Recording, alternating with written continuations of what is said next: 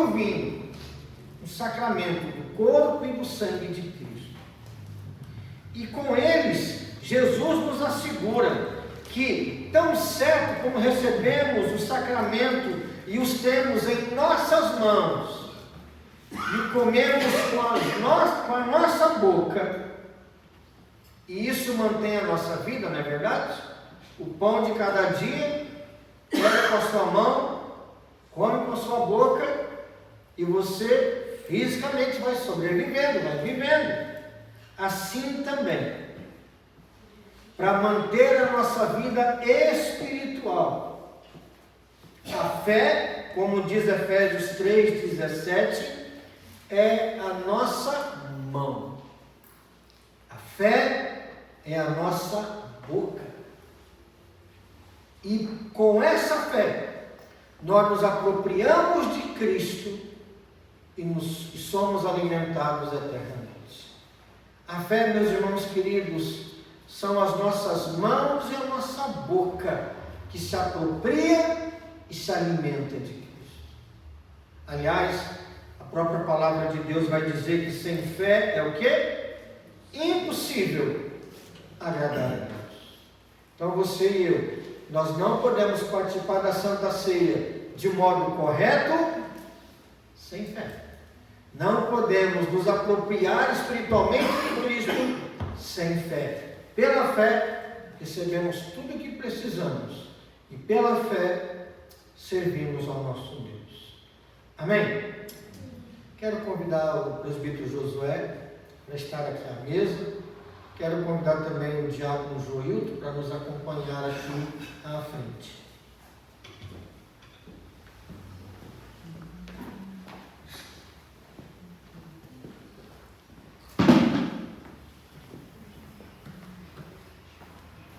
Queridos irmãos, na noite em que o Senhor Jesus foi traído, ele pegou um pedaço de pão ali à mesa com seus discípulos na Páscoa, partiu esse pão, deu aos discípulos dizendo: tomai e comei, isto é o meu corpo que é dado por vós. Depois, Jesus também pega um cálice e dá aos discípulos dizendo: bebei dele todos, porque a nova aliança é no meu sangue. E os discípulos ali então, com Cristo presente na frente deles, se alimentaram espiritualmente do pão, do corpo, e beberam espiritualmente de Cristo. Nós não cremos que o pão vai virar corpo de Cristo. Nós não cremos que o cálice e o que tem no cálice vai virar sangue de Cristo. Aliás, nós não adoramos esses elementos, mas cremos que espiritualmente Jesus está presente aqui, alimenta você e a mim para todos. Então todos os irmãos que estão membros da igreja, estão em comunhão com a igreja, mesmo que não seja presbiteriano, estão convidados a participar da ceia nesse instante. E o nosso irmão presbítero Josué, que nos conduza numa oração nesse instante. Ainda na tua presença, Senhor, queremos te agradecer pelo privilégio de participar da ceia do Senhor. Somos gratos a ti, Senhor, pela salvação que temos em Jesus Cristo, nosso Senhor e Salvador. Abençoa, Senhor, esse momento de culto. Tudo que vier a ser feito aqui, venha a ser feito para a honra, para a glória do teu nome. É o que nós te pedimos em nome e por amor do nosso Senhor e Salvador Jesus Cristo. Amém. Amém. Quando estivermos cantando uma canção, você pode se levantar, pegar um pão, comer, orar e lembrar que a nossa alma é alimentada por Jesus, o pão vivo que desceu do céu.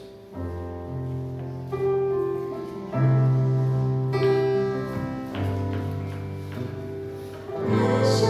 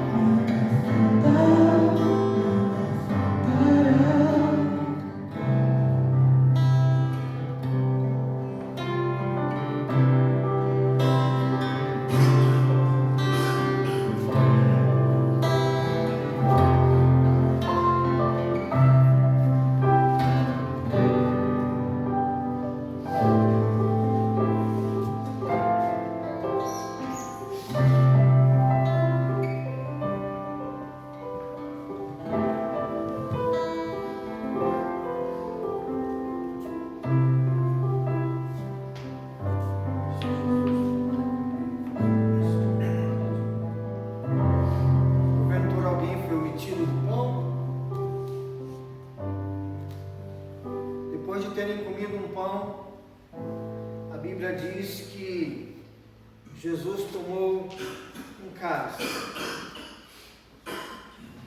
provavelmente bem maior do que esse.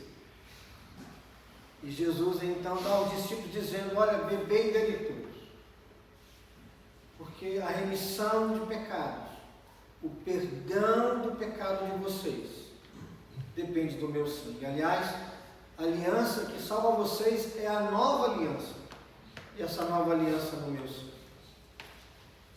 E lá em Coríntios, Paulo vai escrever e dizer que ele recebeu do Senhor Jesus a instrução de que a igreja deve participar da Santa Ceia, porque enquanto ela participa da Santa Ceia, ela anuncia a morte de Cristo até quando? Até que Ele venha. Houve muitos períodos na igreja que os bispos, pastores e líderes deixavam a cruz de lado, sabe? Mas se tiver alguma igreja no mundo que os pastores não gostam de pregar sobre cruz, se tiver Santa Ceia, a cruz é pregada.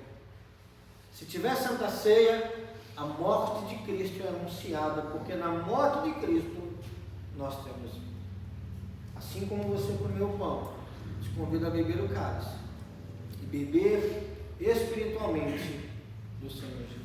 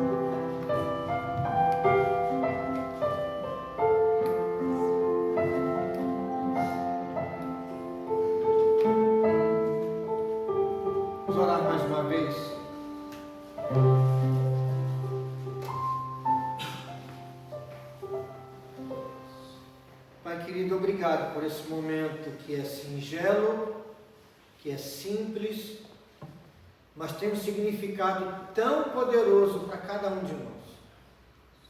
Obrigado por, em comunhão com outros irmãos, entrarmos na comunhão do Senhor durante a Santa Ceia. que isso venha fortalecer a nossa fé, nos dar inteireza de coração para sermos fiéis ao Senhor, e que esse alimento possa nos preparar para a jornada que temos até a presença do Senhor. Assim oramos, gratos por esse momento, em nome de Cristo Jesus. Amém.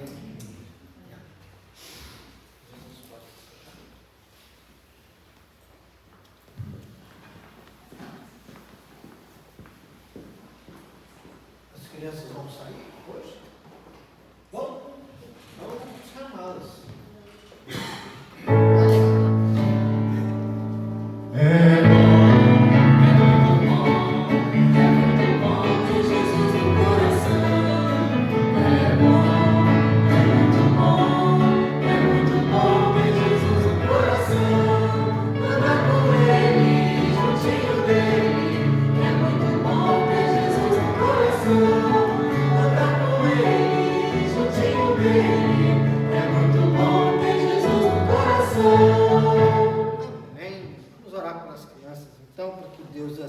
Abençoe e que elas cresçam ouvindo sempre, aprendendo a vontade do Senhor. Amém? Pedir que a irmã Ésila faça essa oração. Deus, nós queremos te louvar por mais esse dia de vida que se deu. Queremos te agradecer, ó Deus, por esse momento aqui nessa casa, Pai. Já cantamos louvores ao seu nome, quando vamos ouvir a sua palavra. Também queremos agradecer por cada família aqui representada e agradecer pela vida das crianças que vão sair agora para essa linha.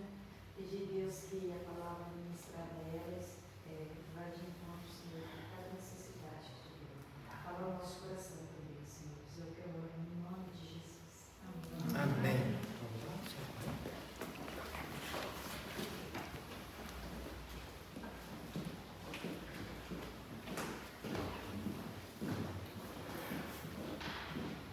Convido você a abrir sua Bíblia.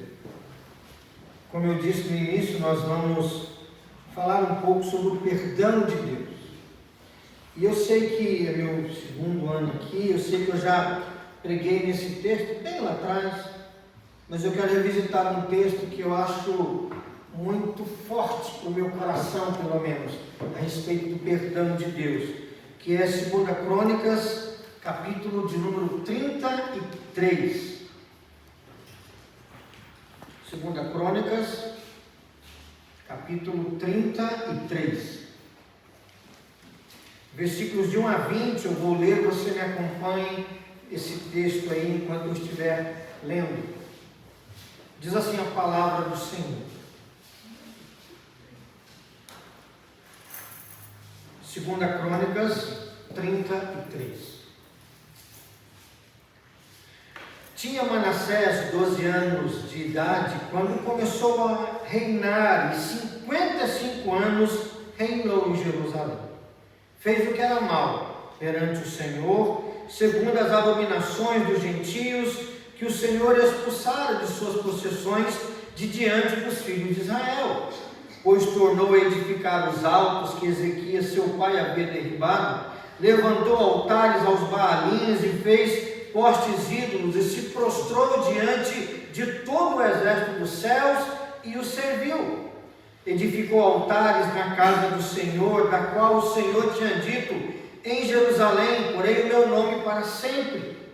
Também edificou altares a todo o exército dos céus nos 2 átrios da casa do Senhor. Queimou seus filhos como oferta no vale do filho de Inom. Adivinhava pelas nuvens, era agoureiro, praticava feitiçarias, tratava com necromantes e feiticeiros, e prosseguiu em fazer o que era mal perante o Senhor, para o provocar a ira.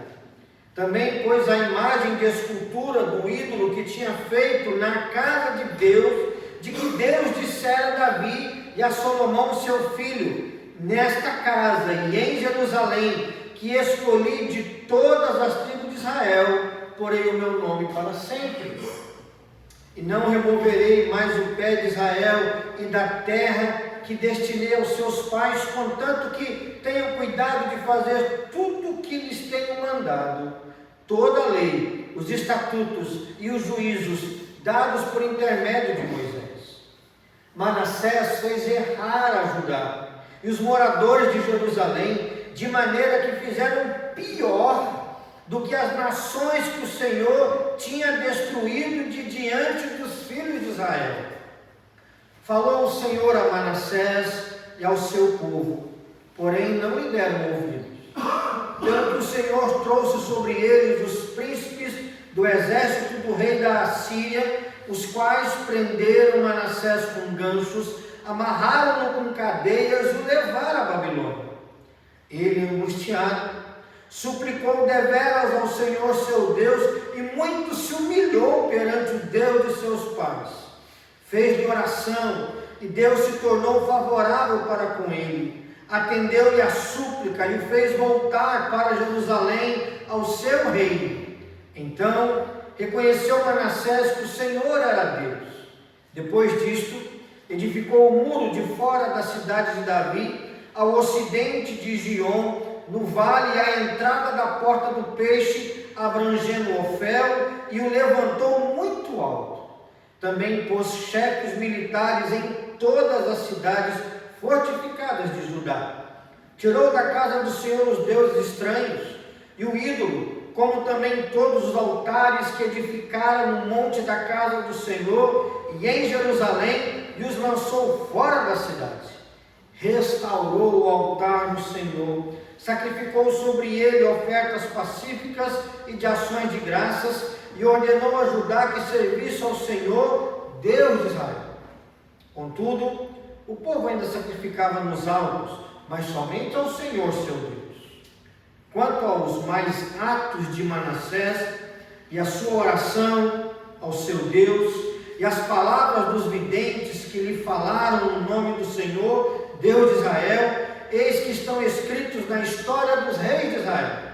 A sua oração, e como Deus se tornou favorável para com ele, todo o seu pecado, a sua transgressão, e os lugares onde edificou altos, e colocou postes ídolos, e imagens de escultura, antes que se humilhasse, eis que tudo está na história dos videntes. Assim, Manassés descansou com seus pais, e foi sepultado na sua própria cidade, e Amon, seu filho, reinou em seu lugar. Depois de ler esse texto do grande rei e pecador Manassés, e do grande perdão de Deus a ele, a pergunta que eu faço é: até onde vai a graça de Deus? Há pessoas que consideramos imperdoáveis, não é verdade? Tem gente que você olha e pensa assim: fulano eu não posso perdoar. Quando ouvimos suas histórias, pensamos: essa pessoa passou de todos os limites, não tem perdão. Talvez até admitamos que Deus possa salvá-los, até pensamos no íntimo: Deus pode perdoar, mas no fundo a gente não quer acreditar. Como que Deus pode perdoar uma pessoa tão má? O texto de 2 Crônicas 33 nos apresenta exatamente alguém assim. Manassés foi o pior rei de Judá. Vou repetir: Manassés foi o pior rei de Judá, o pior rei em Jerusalém. Seu nome tornou-se sinônimo de rebelião, idolatria, de perversidade, de monstruosidade. No entanto, a história de Manassés nos ensina uma verdade extraordinária. Qual verdade, irmãos? Que não existe pecador além do alcance da graça de Deus. Vou repetir: não existe pecador além do alcance da graça de Deus. Eu quero ver com os irmãos e as irmãs nessa noite algumas verdades que aparecem na vida do rei Manassés, que mostram como a graça de Deus vai muito além do que a gente pode pensar. E o meu primeiro ponto, posso deixar, pode compartilhar aí, eu quero falar sobre um homem afundado no pecado. Do versículo 1 até o versículo de número 10, nós temos aí uma lista dos pecados de Manassés. Um homem afundado no pecado. Manassés herdou o trono de seu pai. Quem foi seu pai? Ezequias, um dos melhores reis de Judá. Mas Manassés escolheu um caminho completamente diferente do seu pai. Manassés restaurou a idolatria. Manassés levantou altares aos Baalins, aos deuses dos cananeus, adorou os astros do céu, adorava o sol, a lua, as estrelas. Se passasse algum cometa, adorava também. Ele praticou feitiçaria, poções mágicas, praticou adivinhação, consultou médios, consultou feiticeiros, era agoureiro, queria até conversar com os mortos. Ele chegou a ponto de queimar os próprios filhos para um deus chamado Moloque. Como se não bastasse, ele levou todo o povo a se afastar de Deus. Ele proibiu que no templo se adorasse ao Deus de Israel. Incentivou o povo a adorar os deuses dos cananeus. O versículo 9 declara que ele fez Judá errar mais do que as nações que Deus havia expulsado da terra prometida. Ele era um louco espiritual e levou Judá e levou Jerusalém a uma loucura espiritual. Mas existe algo mais grave ainda. Deus não deixou Manassés sem testemunho. O Senhor falou por meio de profetas, advertiu-o repetidas vezes. Em 2 Reis 21, 10 a 15, você pode encontrar lá que Deus mandou profetas para falar com o rei Manassés, e Manassés não quis saber dos profetas de Deus. Deus chamou o rei, Deus chamou a nação ao arrependimento, mas eles endureceram o coração e recusaram ouvir a sua voz. Manassés era um rei, Manassés era um líder, Manassés era um pai, Manassés era um homem afundado no pecado. O pecado sempre engana. Ele promete liberdade, mas produz o quê? Escravidão. Promete prazer, mas produz destruição. O pecado promete vida, mas ele sempre conduz à morte. A história de Manassés nos lembra que o coração humano pode afundar mais profundamente do que imaginamos. Olha a lista de pecados desse homem. Você deve pensar assim: pastor, eu sou ruim, mas não sou tão ruim como Manassés. E eu acredito. E a minha pergunta é: você perdoaria alguém como Manassés se ele pedisse perdão para você do que fez? Provavelmente a resposta é não. Talvez eu também não perdoasse. E é por isso que essa história é tão impactante, porque atolado na idolatria, atolado na feitiçaria, sacrificou os filhos, rejeitou a palavra de Deus. Mesmo assim, Deus tira esse homem do pecado, mas não antes de quebrantá-lo, não antes de feri-lo. E a segunda lição que nós temos então, a segunda verdade sobre esse homem é que Manassés foi um homem quebrantado pela disciplina de Deus, versículos 11, 12 e 13. A paciência de Deus não anulou a justiça de Deus. Preste bem atenção: Deus é misericordioso, Deus é benigno, Deus é amoroso, mas isso não barra a justiça de Deus. O Senhor trouxe contra Judá os comandantes do exército da Assíria. Manassés foi capturado, você viu aí, dos versículos 11 a 13, Manassés foi capturado, preso com ganchos, talvez ganchos assim no nariz, na boca, na orelha. E foi levado para o exílio, foi levado para longe. O homem que viveu como se Deus não existisse, agora Manassés está humilhado. Imagina a cena do rei de Judá sendo levado com um gancho lá para a Babilônia, como se não fosse nada, como se fosse um bicho do mato.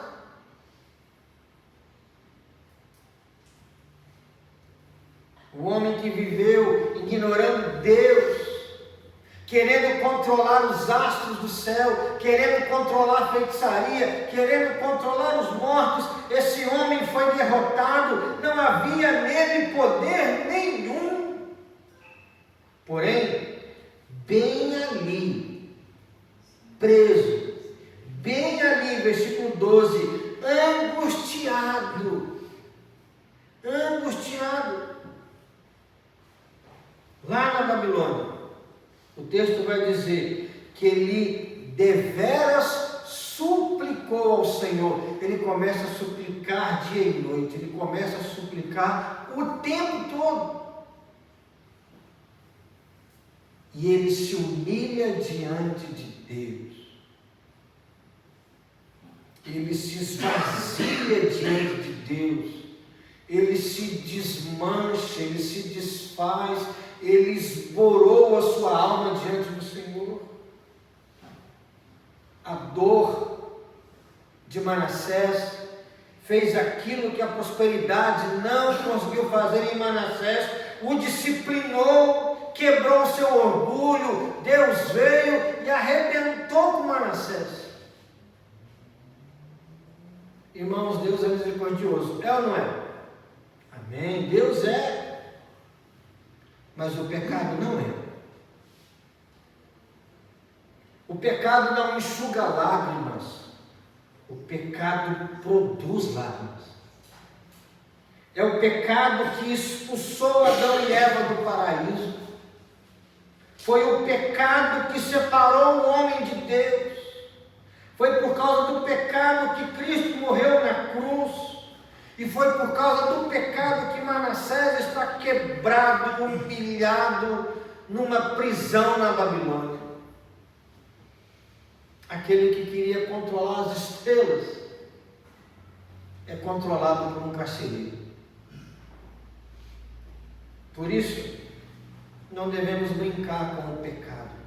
E tem gente que brinca com o pecado. Tem gente que brinca com a imoralidade, com a mentira, com o roubo, com a falsidade, com o orgulho, com a altivez, com a soberba, com a fofoca, como se o pecado nunca viesse cobrar a conta. E o pecado vem, irmãos.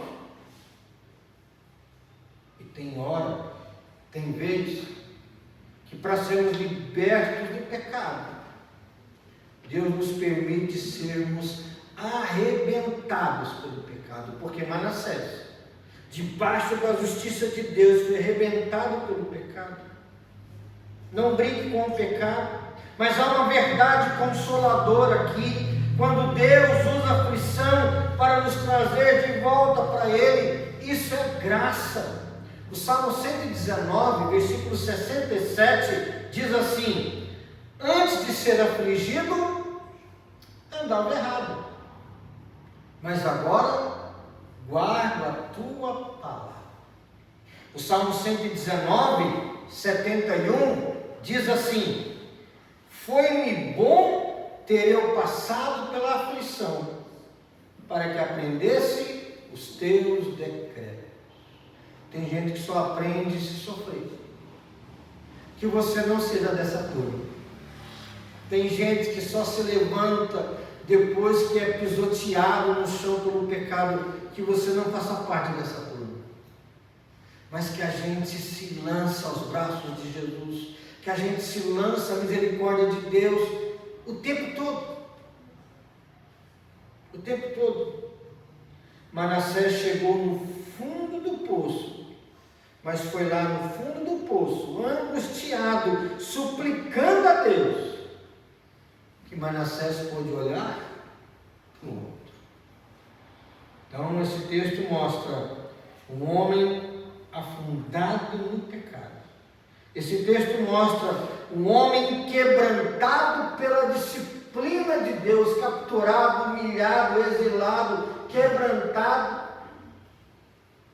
Deus é misericordioso, mas o pecado não é.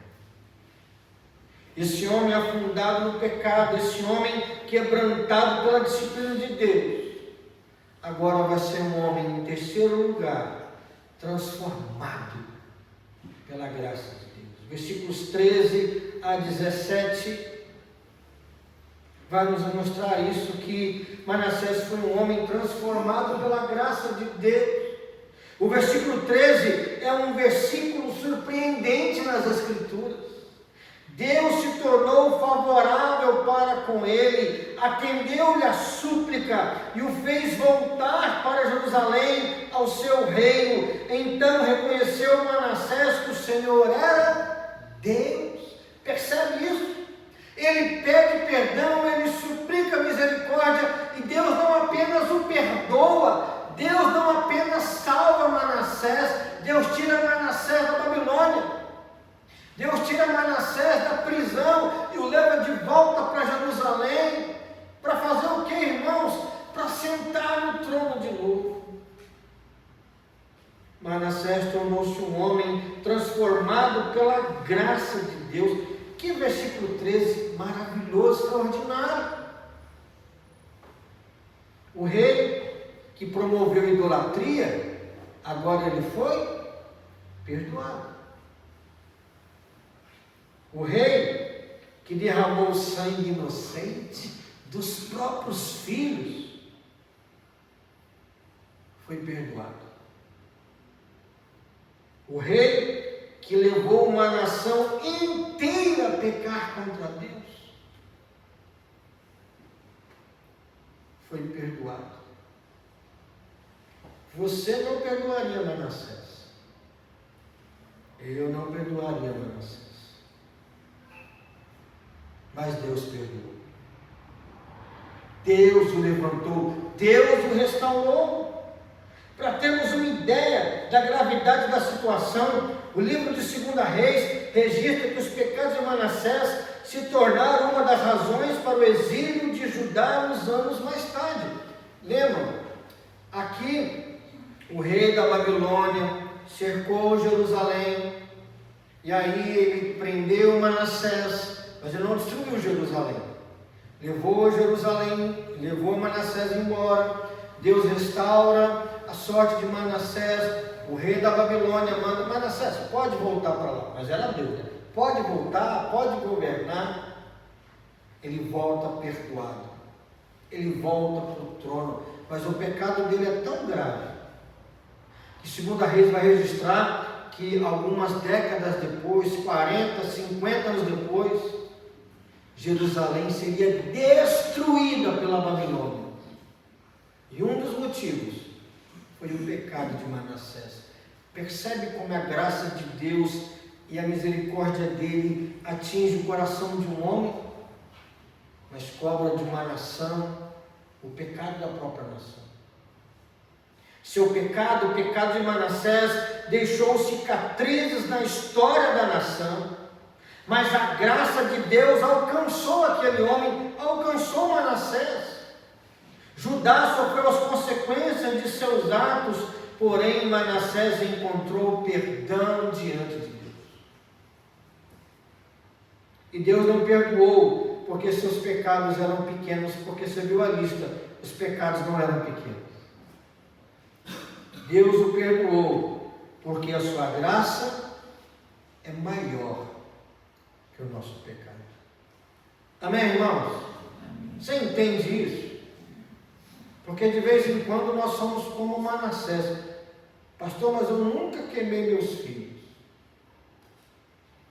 Mas não dá para contar as outras coisas que tem no nosso coração também, não é verdade? Deus não perdoou seus pecados porque eram pequenos. Deus o perdoou porque a sua graça é maior do que o pecado. Todo o perdão de Deus passa por quem? Por Jesus Cristo. Se existisse um único pecado mais poderoso do que o sangue de Cristo, quem aqui teria esperança de ir para o céu? Se tivesse um pecado mais forte do que o sangue de Jesus, se tivesse um pecado que não pudesse ser perdoado, quem aqui estaria seguro na mão de Jesus? Ninguém. Mas a Escritura declara lá em Hebreus 9,14, muito mais o sangue de Cristo purificará a nossa consciência de obras mortas para servirmos ao Deus vivo. Hebreus vai falar que no passado, na época da lei de Moisés, milhares e milhares de bois, ovelhas, bodes, novilhas, touros, pombinha, rolinha, aquelas toneladas, litros e mais litros de sangue. E aquilo era só cerimônia, porque o sangue que realmente nos purifica o pecado é o sangue de Cristo. Não há pecado maior do que o Senhor Jesus Cristo. E devemos lembrar que devemos lembrar que o perdão recebido sempre produz frutos visíveis. O perdão recebido sempre produz frutos visíveis. O que é que Jesus fala para a mulher lá em João 8? Também não te condeno, vai e não peques mais. O perdão produz frutos visíveis. Você pode ler no texto aí, a partir do versículo de número 14, que Manassés fortaleceu as cidades. Manassés removeu os ídolos, restaurou a adoração ao Senhor. Ele procurou reparar os danos que ele causou. As obras não produziram o perdão de Manassés, porque ele foi perdoado antes de fazer qualquer coisa. Mas as obras demonstraram que ele realmente se arrependeu. A graça que perdoa é a mesma graça que nos transforma. A graça que nos tira de um lugar sujo é a mesma graça que nos faz trabalhar para que a nossa volta fique tudo limpo. Eu quero concluir dizendo que a história de Manassés não é apenas sobre um rei perverso, tá? Vamos ler sobre um rei malvado aqui. Não. A história de Manassés é sobre Deus grande em sua graça. A história de Manassés não é para você ficar, nossa, que pecado grande. Eu conheço gente que gosta de que tudo para ele é maior, pior do que os outros. É mais inteligente que os outros. Quando ele sofre, o sofrimento dele é maior do que o sofrimento dos outros. Quando ele peca, o pecado dele é maior do que os outros. Manassés não é um texto aqui para você ler e pensar assim, olha como esse homem é mau. Não. Esse texto é para a gente ler e olhar para o tamanho da graça de Deus. Quando olhamos para Manassés, aprendemos que ninguém está além do alcance da graça de Deus. Nem aquele familiar para quem você ora há tantos anos.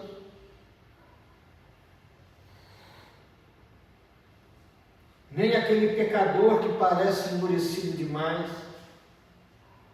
Nem aquela pessoa que você olha e pensa assim, não, fulano nunca vai se converter.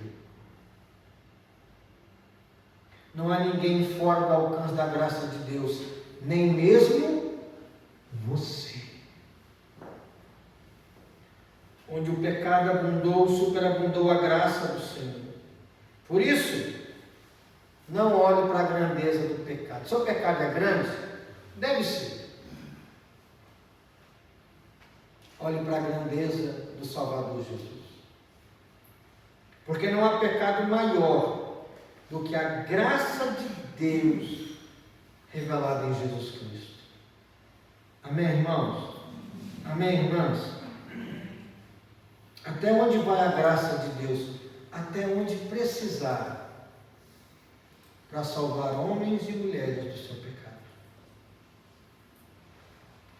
Quem sabe agora a gente podia orar, e você orar, pedindo perdão a Deus pelos seus pecados, mas não aquele pedido assim genérico, sabe? Senhor, perdoa os meus pecados, a multidão dos meus pecados, não.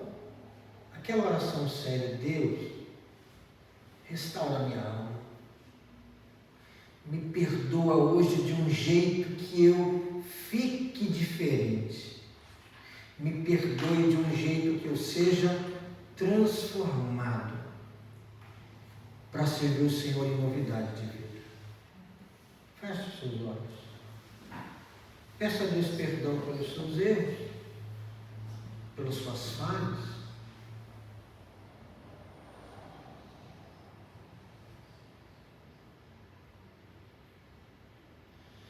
Às vezes não é a maldade que você precisa pedir perdão, mas quem sabe pedir perdão pela incredulidade, pela falta de fé, pela falta de confiança no Senhor.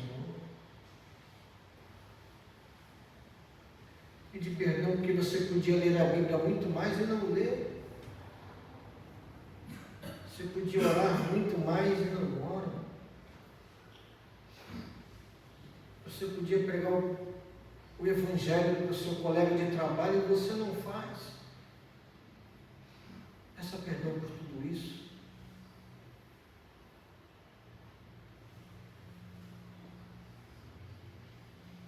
Senhor Jesus, obrigado, porque a salvação do Senhor é maior do que qualquer perdição nossa. Obrigado, porque o teu sangue nos purifica e não há pecado, não há morte, não há inferno e nem diabo que fiquem de pé diante do Senhor. Ó Deus, vem nos perdoar nessa noite. Meus irmãos e irmãs, nós estamos aqui, Senhor, confessando o nosso pecado, expondo diante de Ti nossos erros graves, às vezes não tão graves assim, mas que atrapalham a nossa vida de ser santa. Ó Deus, nos perdoe, em nome de Jesus, nos perdoe. E além do Teu perdão, muda a nossa vida para melhor. Além do Teu perdão, nos faz andar de forma santa para Te agradar, para Te servir. A Deus, a Tua graça vai muito mais além do que a gente pode imaginar. Que ela também nos leve além, nos leve para junto de Ti.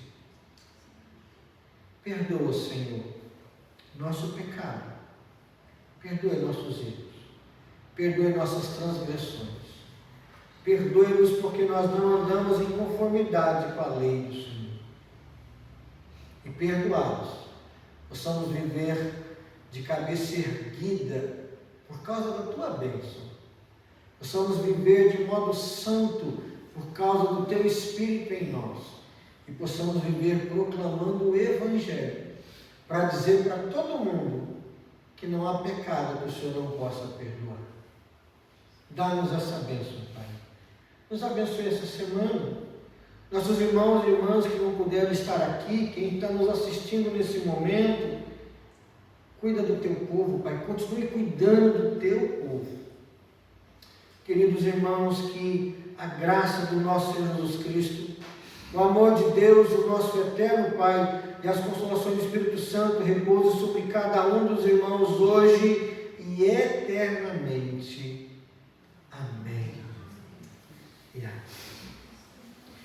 Amém, irmãos? Feliz com Jesus?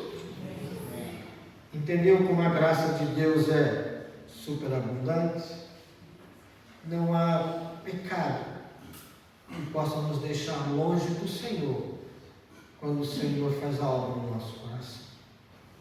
Bom, você que nos assistiu, que Deus te abençoe rica e poderosamente. Alguns avisos para os irmãos, para a gente encerrar nosso culto. Terça-feira temos reunião de oração.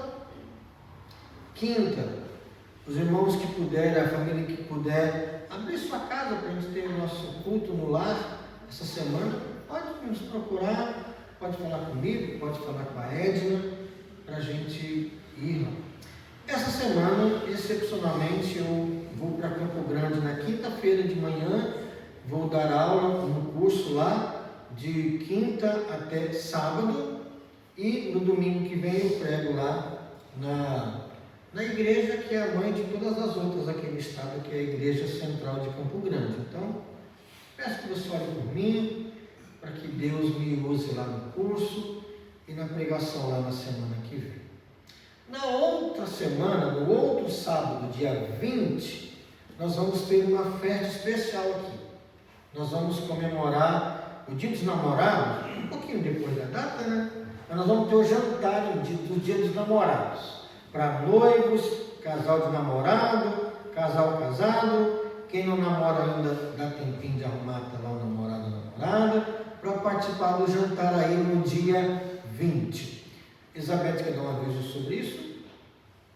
É sobre isso? Pode falar então. Oi? Então tá bom. Tá? É R$135 por casal. Vai estar preparando uma coisa muito bacana, bonita. Vamos ouvir uma palestra, vamos crescer, vamos aprender. A gente espera que seja uma bênção para cada um dos casais que forem participar. Tá certo? No mês que vem, nós teremos a nossa EBF. Ore. Daqui a algum tempinho a gente vai te procurar para pedir sua ajuda. Você esteja com o coração aberto para apoiar essa obra da igreja. Amém? Pensa, dá um abraço quem está do seu lado. Desejo uma semana abençoada para ele ou para ela ali. Em nome do Senhor Jesus.